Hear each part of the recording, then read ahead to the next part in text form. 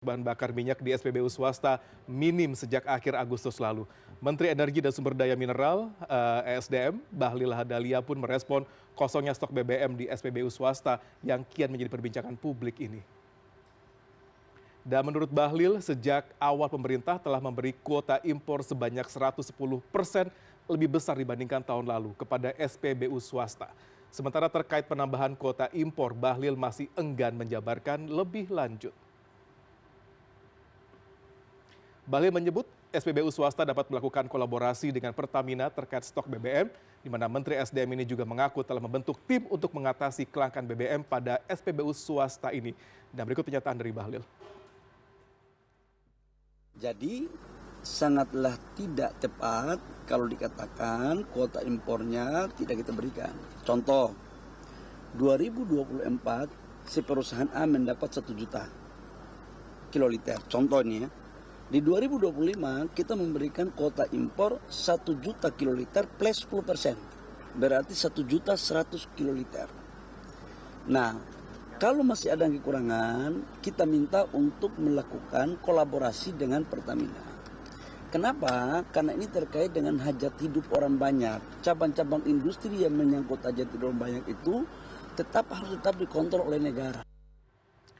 Pak Menteri bilang sudah ada penambahan kuota impor sebenarnya dibandingkan tahun lalu, namun yang terjadi saat ini mungkin teman-teman juga sering lihat, bahwa beberapa SPBU swasta itu tidak buka gitu. Buka pun hanya menjual BBM tertentu untuk diesel, oli saja, servis saja, bahkan ada yang jual kopi. Karena karyawannya bilang udah banyak yang di layoff dengan kondisi sekarang. Kalau Bang Rizky ngelihatnya ini, pemerintah merasa terancam dengan keberadaan SPBU swasta atau apa yang terjadi? Sebetulnya kalau kita melihat dari secara kasat mata ya, ini kan adalah praktik monopoli yang dilakukan oleh pemerintah. Dan memang biasanya di banyak market dan di banyak contoh yang sudah ada di berbagai negara, biasanya praktik monopoli ini akan menimbulkan distorsi dan inefisiensi di masyarakat. Nah, contohnya apa? Contohnya adalah kalau biasanya perusahaan monopoli ini kan dia nggak ada pesaing.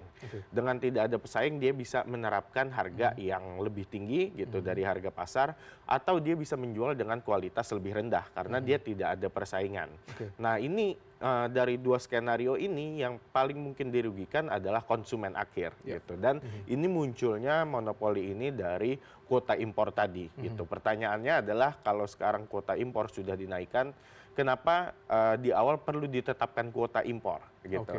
Karena kalau misalnya dengan perusahaan BBM swasta, Shell, BP segala macam, kalau memang dia harganya tidak bersaing, orang akan beli ke Pertamina juga pada ujungnya. Kalau kualitas Pertamina lebih bagus, orang juga akan beli ke Pertamina juga ujungnya. Jadi persaingan ini sebetulnya sehat dan menguntungkan terhadap konsumen gitu. Nah, pembatasan pasar yang memiliki persaingan sempurna inilah yang kemudian menimbulkan apa yang disebut sebagai deadweight loss atau kerugian yang ujungnya akan ditanggung oleh konsumen.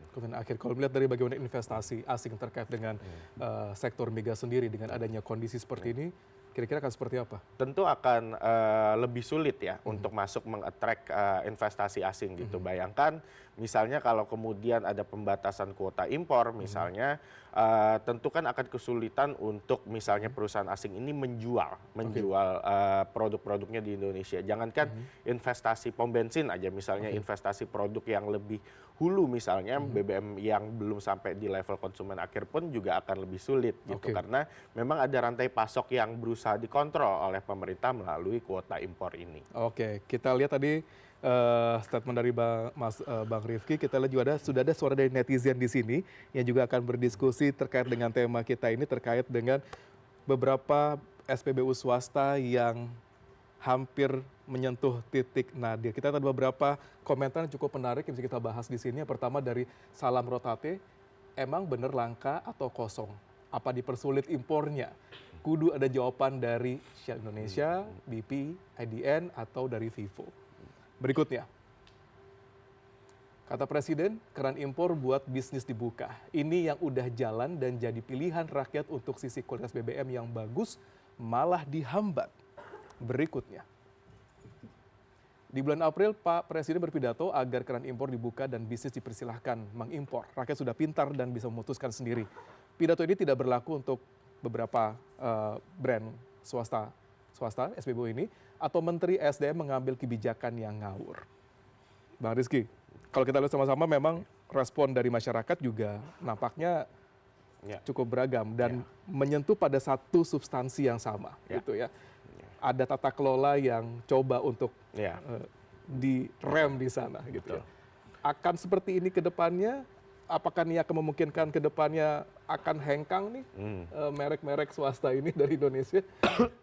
Ada kemungkinan. Jadi kalau kemudian stoknya dibatasin, impornya dibatasin, kapasitas yang mereka bisa jual dibatasi, tentu at one point mereka akan mencapai titik ruginya gitu. Dan saat mencapai titik rugi, tentu mereka akan menutup operasi mereka di Indonesia.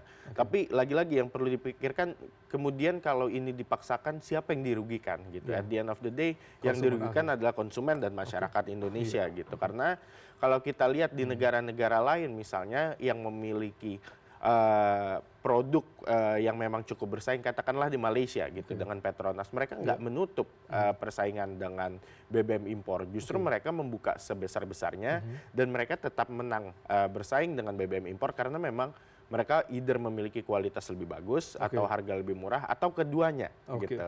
Nah ini kalau ditutup untuk menunjukkan bisa berdaya saing, berarti ini bukanlah produk terbaik yang ada di pasar. Gitu. Dan konsumen dipaksa untuk membeli barang tersebut. Oke, cukup tajam statement dari Bang Rifki. Kita akan kembali lagi bagaimana respon juga dari pemerintah dan Pertamina terkait dengan kondisi saat ini bagi beberapa brand SPBU ataupun migas impor ini.